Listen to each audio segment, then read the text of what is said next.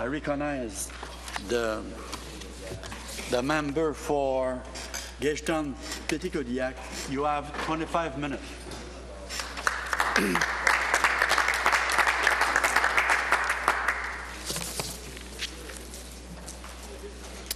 Well, thank you very much, Mr. Speaker.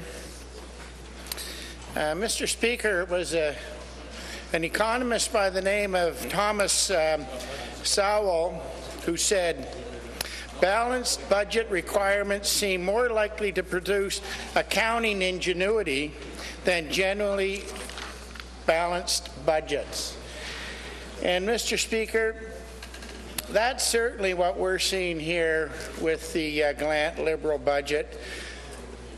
The first step towards beating a deficit is making it a priority.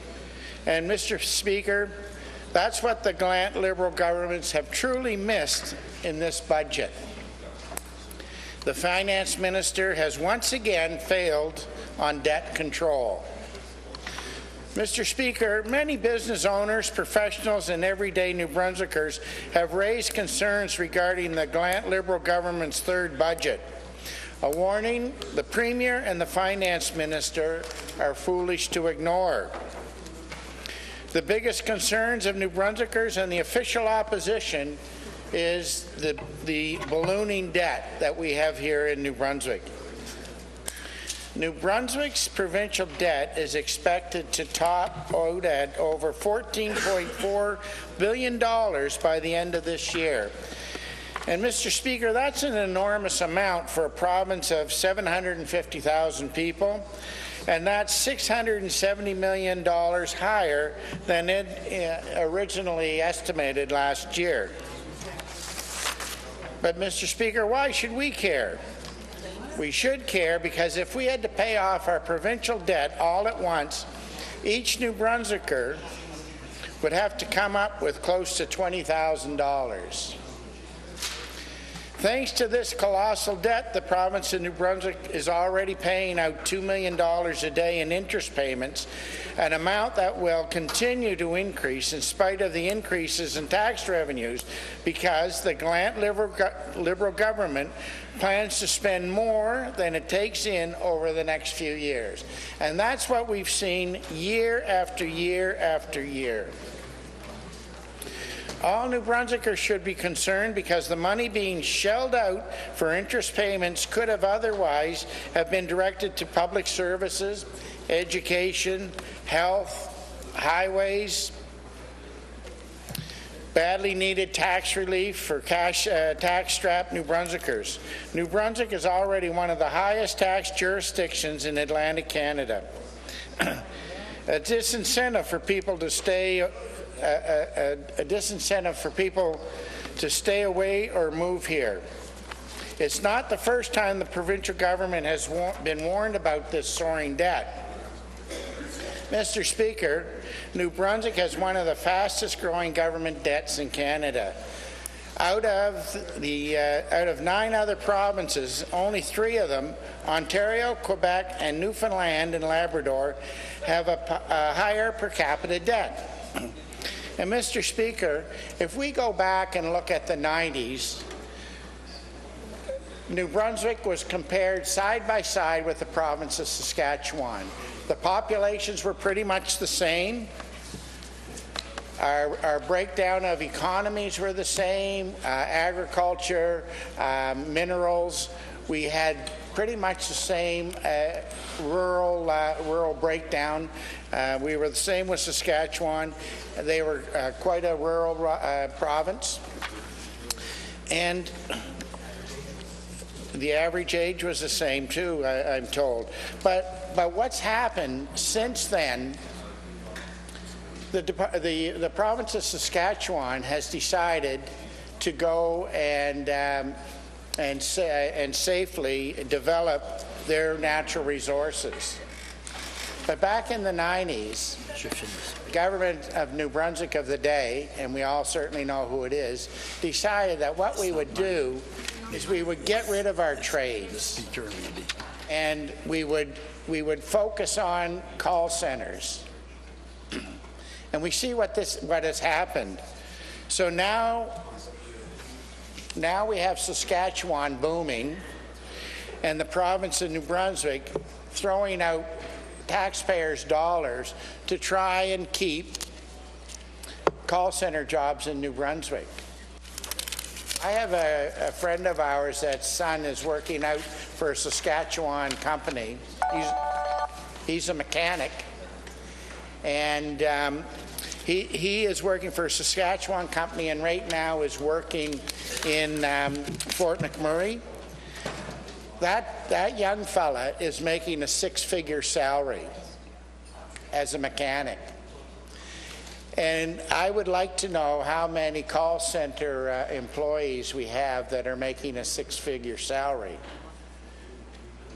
And it's truly unfortunate that the Liberal government of the day decided to abandon the trades and go with call centers. And we also see that it's unfortunate that this gallant Liberal government is doing it the same way. Do you know the debt per person in the province of Saskatchewan today is approximately $6,500, but in the province of New Brunswick, it's closer to $20,000. And Madam Speaker, if this continues, credit agencies will downgrade New Brunswick's status, and lenders will demand better terms with higher interest rates, and that will put more pressure on New Brunswick, and that will be pushing us closer to that financial cliff that we are so close to. Sooner or later, New Brunswick government will have to make good on its debt, and that is going to certainly result in severe cutbacks to public services. The fiscal reality of our province dictates Premier Glant and the Finance Minister cannot live in a dream world. If they are going to increase spending in certain departments, the Glant Liberals should restrain their spending in other departments. It's time to start balancing what you have, and certainly we're not seeing that with this government. Though the budget shows no significant tax increases, and it even has a modest tax cut to small businesses, the businesses will be facing such obstacles to invest growth as potential higher workers' compensation premiums and certain minimum wage increases. And I am going to tell you, Madam Speaker, that the $11 an hour, $11.50 an hour is certainly not enough money for somebody to live in New Brunswick. But what this government does, it throws the responsibilities onto the employers. So maybe what the government should be doing is looking at alternative ways to help the low-income earners. Maybe that's to increase the level that before they start paying income tax. But what we have to start doing in New Brunswick is certainly start looking and thinking outside the box. But this government takes the easy way out, as we found out with raising the HST. Our finance minister said that raising the HST is certainly the easy way and the lazy way out, and that's what this government is doing to New Brunswick and New Brunswick workers. They're taking the easy way out. They're not sitting there and coming up with ideas that are going to really help grow the economy. We have a Liberal government that said they are going to have a carbon tax, and that is just another money grab. There's no doubt about it. New Brunswick's carbon footprint is very small. And what we're seeing from this government's trying to talk New Brunswickers into feeling comfortable about a carbon tax. Well, that's certainly going to hurt rural New Brunswick, and rural New Brunswick is the majority of New Brunswickers. I can tell you that in the riding of Gagetown-Petitcodiac, We don't have public transit, and we're not going to be able to have public transit. You know, and unfortunately, like in some ridings where they're waiting for the federal government to kick in some money for bus services, we aren't going to see that in a lot of areas of New Brunswick. But rural New Brunswickers are going to be paying more of a carbon tax, and that's going to hurt the everyday New Brunswicker very hard. And also the possibility of a sugar tax coming down the pipe. Well, that's not going to help with obesity in New Brunswick. It's not going to help. It's not going to help New Brunswickers get in better shape. But what it is going to do, it's going to take more money from the average New Brunswicker and the low income earning New Brunswicker. That right at this time being is buying cheap sugared drinks. And what we have to do is we have to come up with a program. And that program can help New Brunswickers eat better, eat locally. But we don't have to be charging a sugar tax. You know, Madam Speaker, I don't think that this government realizes how much sugar our dairy industry in New Brunswick uses. So I'm going to throw out a question to the government. Are you going to be putting a sugar tax on milk? Are you going to be putting a sugar tax on yogurt? And these are things that this government is not even thinking. You know, when they talk about a sugar tax, all New Brunswickers think is, oh my, we're going to tax soft drinks. But unfortunately, if they're going to apply a sugar tax and it's going to be applied properly, they should look at all foods and all food groups and see how much sugar is being used there. So that's going to have a hard effect on New Brunswickers. And I agree, New Brunswickers probably are eating too much sugar. But every problem doesn't have to be solved by throwing money at it. And that's what this government seems to like. This government likes to tax us and then try and convince us that they're helping us out by throwing money around. Well, this government certainly has a taxing problem, and they have a spending problem. They love to spend money. I think spending with the government of New Brunswick from 2014 to now has almost increased close to $600 million, maybe even more of that. Well, that $600 million comes out of the pockets of me, pockets of you, and the pockets of every New Brunswicker. And I believe New Brunswickers have come to the point now that they want this government to bite the bullet and to balance their budgets, spend their money wisely, and we're certainly not seeing that. You know, when the Liberal government, when the Premier was the leader of the opposition, he drove around telling many stories. And one of them in the Liberal platform said there was going to be 2 tax increases.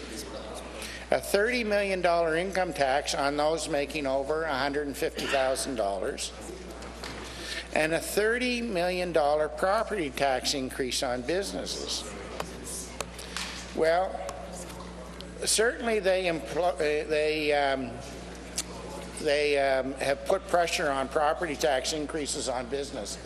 So when in opposition, the Liberal government would go around saying, you know, the big corporations like Walmart's and other large businesses aren't paying their fair tax in property tax. Well, I'll tell you that the $30 million property tax increase on businesses was on the backs of the small businesses in New Brunswick, the mom and pop businesses. And I've said it before, that the general store in the village of Gagetown property tax last year was $26,000. That comes right off the bottom line. Actually, that comes off, that's a monthly expense. Before any profits are made, businesses in New Brunswick are paying their property tax. So unfortunately, this government is taking money out of the small businesses and certainly not giving it back to the people that truly should have it. It's funny, or actually it's not funny. It's certainly interesting to know that of those two tax increases put forward by the Liberal government, this government probably raised about 10 or 11 more. So the Liberal government raised gas taxes. That wasn't mentioned in their Liberal platform. And that took another $18 million out of the New Brunswick economy. So we have a government that has decided to put a moratorium on natural gas exploration. And what do? They decide to take $18 million out of the pockets of New Brunswickers. And again, where New Brunswick is a mostly rural province, that's coming out of rural taxpayers. And rural taxpayers are certainly paying their share. Madam Speaker, the Liberal government is collecting today over $10 million more on a diesel tax. So that diesel tax affects every bit of goods brought in New Brunswick. It affects every bit of goods taken out of New Brunswick. Every New Brunswicker is feeling that tax on diesel. Now, they're taking $50 million more out of the tobacco tax. And certainly, I'm a non-smoker, and I can't really comment on that, but I do know that the long and the short of it is that $50 million in tax that this government is taking out of the pockets of New Brunswickers is not being spent in New Brunswick by the people in New Brunswick. This government has also decided to raise corporate income tax. And that corporate income tax is another $34 million. Well, I will say that if I was a corporation and I was making money in New Brunswick, you could probably live with paying corporate income tax. But what we're seeing is that they're taking so much money from us in other ways that corporations are struggling. They're struggling to meet their needs. And this government is certainly not helping it. Property transfer taxes of $10 million on banks. Or excuse me, property tax transfers of $10 million, again, on the everyday New Brunswickers, buying and selling homes. There's an article that Habitat for Humanity, every dollar invested in a new home generates $8. So we've got the opportunity in New Brunswick to think outside the box and find a way to get New Brunswickers to be homeowners, to take pride in what they've got, to help build up their equity. So what we've got, can you imagine the property transfer taxes, the $10 million, if we invested that $10 million into a Habitat for Humanity program, would have brought $80 million back to New Brunswick. And what it would have helped is many New Brunswickers that can't afford to build a home, to live the dream of New Brunswick. You know, we're taking that away from them. And that's why I say that this government doesn't want to think outside the box.